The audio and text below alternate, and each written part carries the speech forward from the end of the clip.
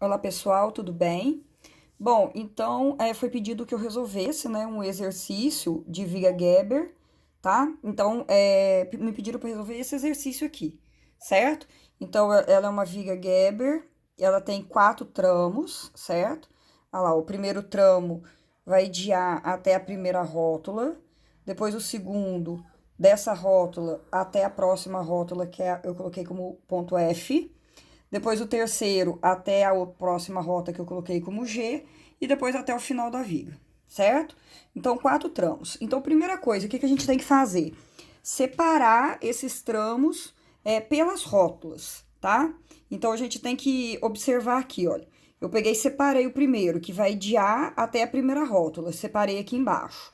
Levei o carregamento que ela tem, certo? Depois peguei o segundo tramo, que vai dessa rótula que eu chamei de H até a próxima rótula que eu chamei de F. Então, ela tem os dois apoios, um fixo e um móvel. Trouxe ela para cá com seus devidos carregamentos. A mesma coisa eu fiz com essa aqui, né, que tá entre as duas rótulas. Trouxe ela aqui para baixo e com com o quarto tramo, certo? Bom, depois que eu separei, a gente sempre separa pelas rótulas. A gente vai observar as vigas estáveis e as instáveis.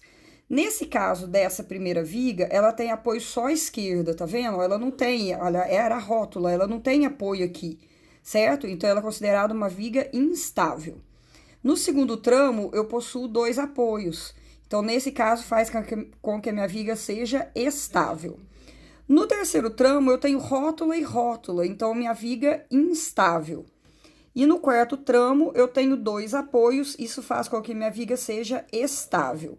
Então, para resolver a viga Geber, depois que eu separei os tramos, a gente começa a resolver pelas instáveis, tá? Então, eu numerei, ó, a primeira viga, que é instável, eu vou resolver primeiro. Depois eu vou lá para a próxima, que é a segunda viga instável, que ela é vou chamar de segunda, tá? Poderia ser ao contrário, não teria importância nenhuma. Depois eu vou resolver essa daqui como terceira, né? Já é uma viga estável. E depois a quarta viga como estável, certo?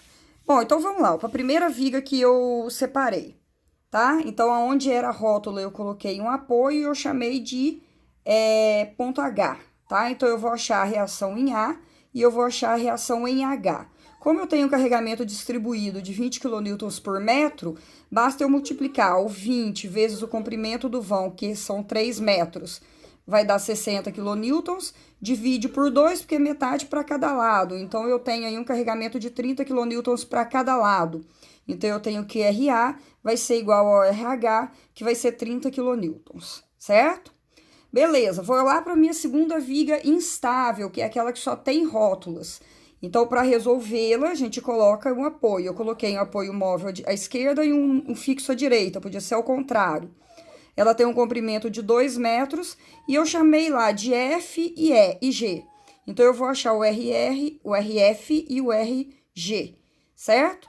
A mesma coisa, olha, eu só tenho carregamento distribuído, então 30 vezes o comprimento dela do vão, que são 2 metros, vai dar 60 dividido por 2, 30 kN para cada lado.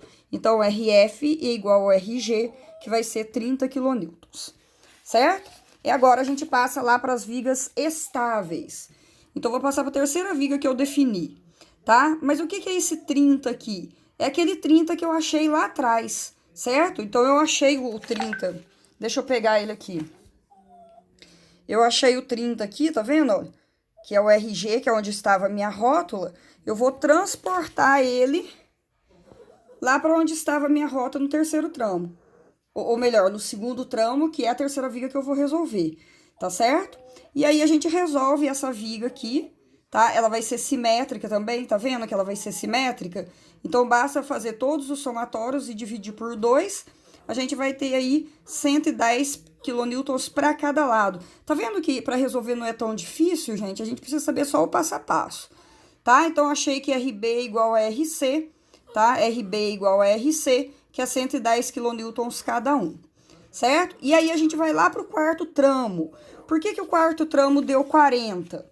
Porque no exercício, ó, eu já tenho esse carregamento de 30, eu optei por deixar ele no quarto tramo. Eu poderia ter deixado ele aqui nessa viga instável. Eu optei por trazer ele para cá, tá certo? Então, eu já tenho esse 30 e eu tenho o RG, que também é 30, tá vendo? Aí, eu vou ter, então, o carregamento de 60, né? Esse carregamento aqui é o somatório daqueles dois 30, por isso que deu 60, certo? E aí, eu chamei de RD e RE. Aí, aqui ela não é simétrica, então aqui eu tenho que aplicar as leis da inércia, tá? Somatório das forças em Y igual a 0, somatório dos momentos iguais a 0. Então, RD mais RE vai ser menos 60 menos 80, né? Porque as duas reações estão para cima, os dois carregamentos estão para baixo. Daqui eu sei que o somatório dos dois tem que dar 140. Achei o momento em D, poderia ter achado o momento em E, tanto faz. Quem provoca momento em D? O 60 no sentido anti-horário, que eu considerei negativo, então menos 60 vezes 2.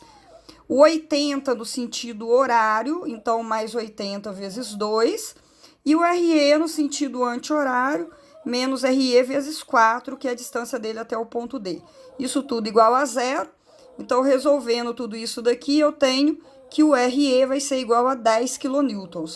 Se o RE é 10 kN, se eu subtrair de 40, eu tenho um RD de 130 kN, tá certo, pessoal? Bom, e aí eu tenho a minha viga, ela vai ficar desse jeito, ó. Eu vou ter aqui o RA com 30, eu vou ter o B com 110, eu vou ter o C com 110, aí é só transportar os valores que achou. Eu vou ter o D com 130 e eu vou ter o E com 10, tá? Esses são os carregamentos. E aí, a gente passa para o momento, aí só que o momento eu fiz no F2 para ir um pouco mais depressa, tá certo? Mas aí a gente pode acompanhar aqui, ó. Por exemplo, deixa eu arrumar o foco aqui. Bom, diagrama de momento de cortante, tá? Então, lá no ponto A, certo? Eu tenho uma reação de 30 kN para cima, então leva o meu cortante para cima 30 kN, certo? Depois a gente tem um carregamento distribuído, né, durante todo esse comprimento aqui. Esse comprimento é de 3 metros e o carregamento de 2 kN por metro. Então, perdão, 20 kN por metro. 20 vezes 3 dá 60. Então, como aqui em cima já tinha 30, ele tem que descer completando 60. Então, 30 com mais 30 aqui embaixo dá os 60 do carregamento distribuído, certo? A representação do cortante na rótula é dessa maneira e ele volta para o outro lado da rota com o mesmo carregamento de 30 kN, tá certo, pessoal?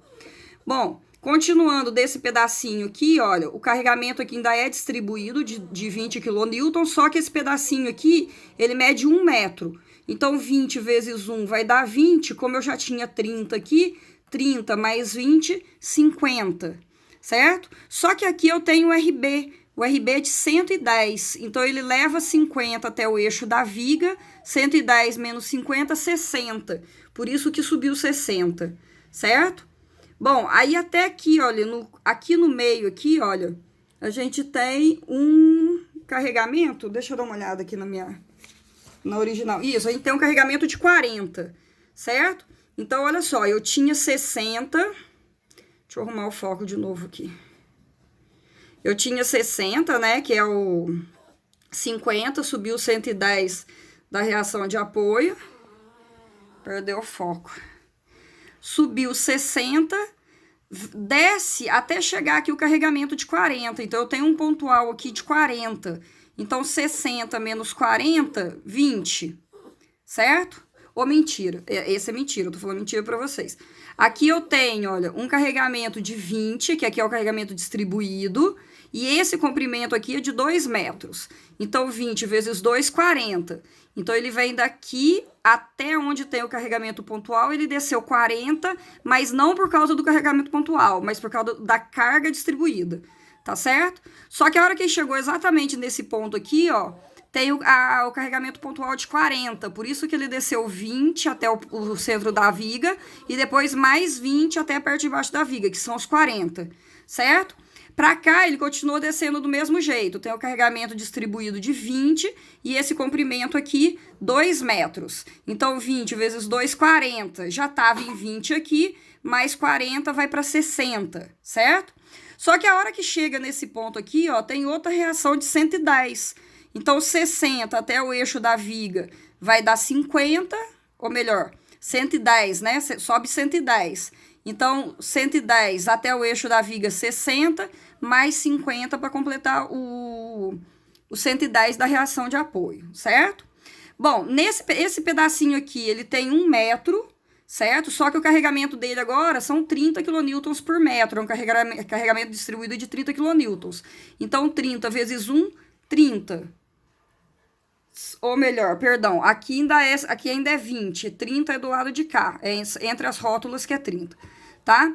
Então, vai ser 20 vezes 1, vai dar 20, 50 menos 20, parou aqui no 30, tá? Faz o contorno aqui na rótula, voltou aqui no 30, e agora sim, esse comprimento daqui até aqui são 2 metros, só que o carregamento distribuído aqui nesse pedacinho é de 30 kN por metro. Então, 30 vezes 2 do comprimento dá 60. Eu tinha 30 aqui, desce mais 30 para completar os 60, certo? Volta aqui na rótula, tá? E aí, aqui na rótula, eu tenho um carregamento pontual aqui de 30, certo? De 30. Então, já estava em 30, né? Porque ele volta para o mesmo ponto aqui. Só que o carregamento pontual de 30 aqui, ele faz com que o meu carregamento desça mais 30. Por isso que deu 60, tá? Como nesse pedaço aqui, ó, não tem carregamento, né? Depois eu vou ter só um carregamento pontual ali para frente, né? O pontual ali, tá? O diagrama, ele é na horizontal, certo? Então, ele vem 60 até essa reação de apoio aqui, que é de 130. Então, 60 até o eixo da viga, mais 70 para dar o 130, certo? Também a mesma coisa, não tem carregamento distribuído. Então, o cortante, ele é horizontal, certo? Só que a hora que chega nesse ponto aqui, ó, ele tem um carregamento pontual aqui de 80, tá? Então, 80, ele desceu 70 até o eixo da viga, então mais 10 para chegar até para chegar aos 80, certo? E aí, como não tem carregamento distribuído também, tá? Ele vem na horizontal 10 até chegar nesse última reação de apoio, que foi de 10, e ele volta aí pro eixo da viga.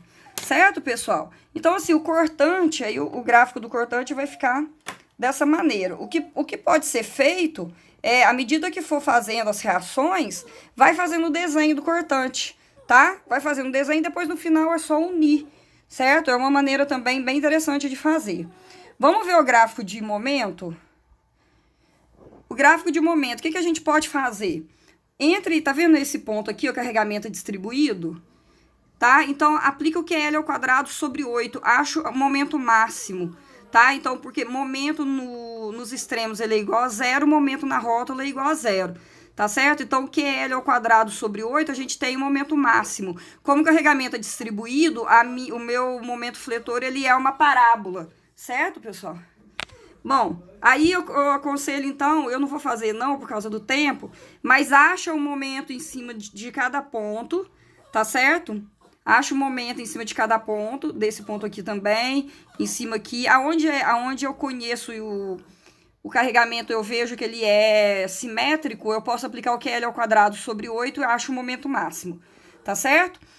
Se vocês não conseguirem fazer o momento, vocês me avisem, tá? O gráfico do momento vai ficar desse jeito. Ah, por que aqui no final é reta? Nesse finalzinho aqui, ó, por que o momento é reta e aqui era tudo parábola, tá vendo? Ó, parábola, tem que tomar cuidado com isso. Aqui o momento vai ser reto porque eu tenho carga só pontual, né? Então, pontual, eu tenho cortante horizontal e o gráfico do momento ele é linear, então ele é reto, tá certo? Tomem cuidado com isso. Se vocês não conseguirem fazer o gráfico do momento, me avisa que eu gravo um outro vídeo, tá? Dando essa explicação para vocês, tá certo, pessoal? Então, forte abraço aí, bom estudo.